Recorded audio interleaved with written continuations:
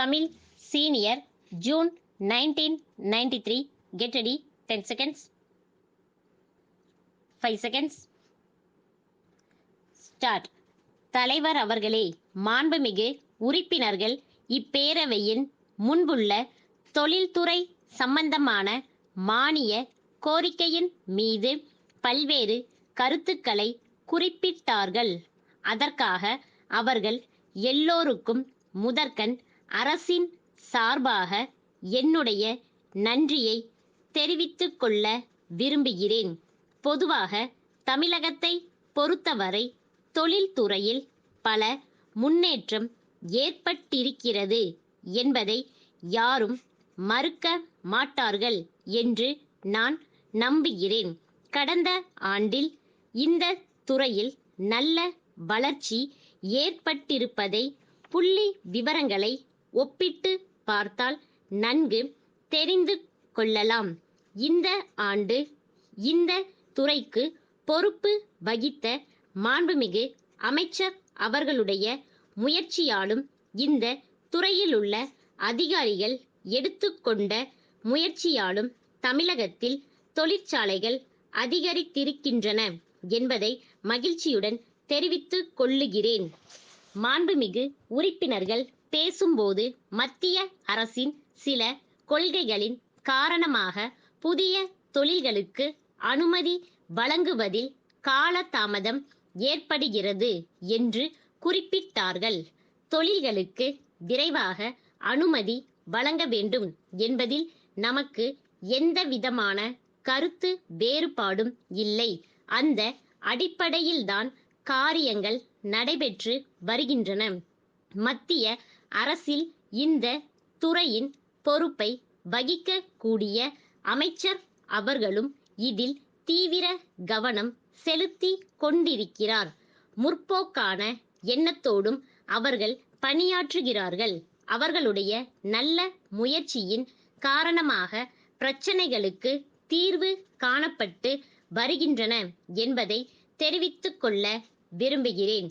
நம்முடைய மாநிலத்தில் தொழில் துறையில் நல்ல முன்னேற்றம் ஏற்பட வேண்டுமென்றால் எந்தெந்த பகுதிகளில் என்னென்ன மூலப்பொருட்கள் கிடைக்கின்றன என்பதை கண்டறிந்து அதற்கேற்றவாறு தொழில்களை ஆங்காங்கு துவங்க நடவடிக்கை எடுக்க வேண்டுமென்ற கருத்தை எதிர்க்கட்சி தலைவர் அவர்கள் தெரிவித்தார்கள்.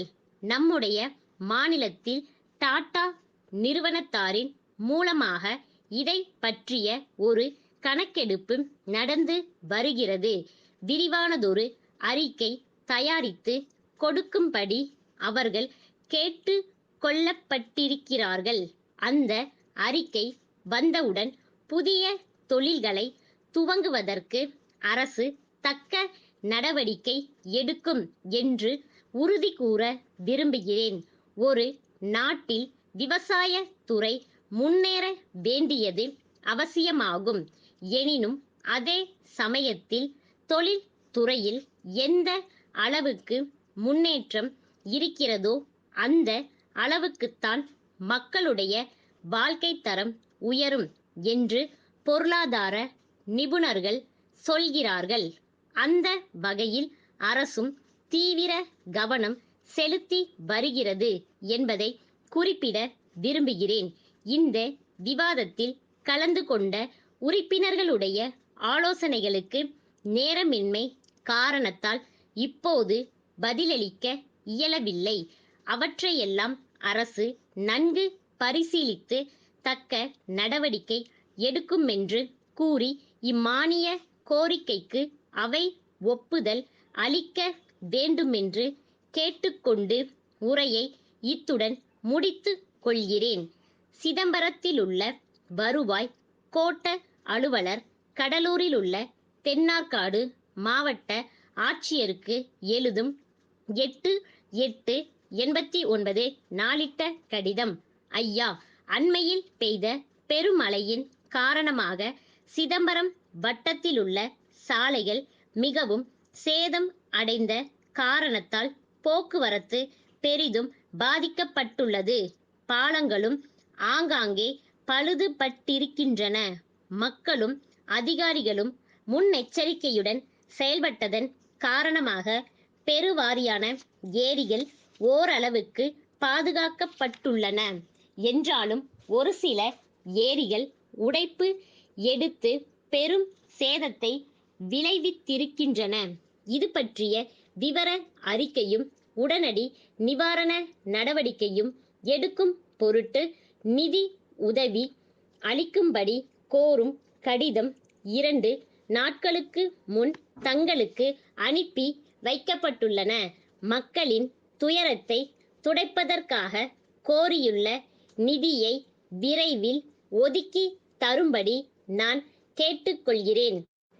தாழ்வான பகுதிகளிலுள்ள மிகவும் சேதமடைந்த குடியிருப்புகளை செப்பனிடுவதற்கு தேவைப்படும் தொகைக்கான விபரம் 2 நாட்களில் தங்களுக்கு அனுப்பி வைக்கப்படும் என்பதையும் நான் தெரிவித்துக் கொள்கிறேன். தங்கள் நம்பிக்கையுள்ள ஸ்டாப்.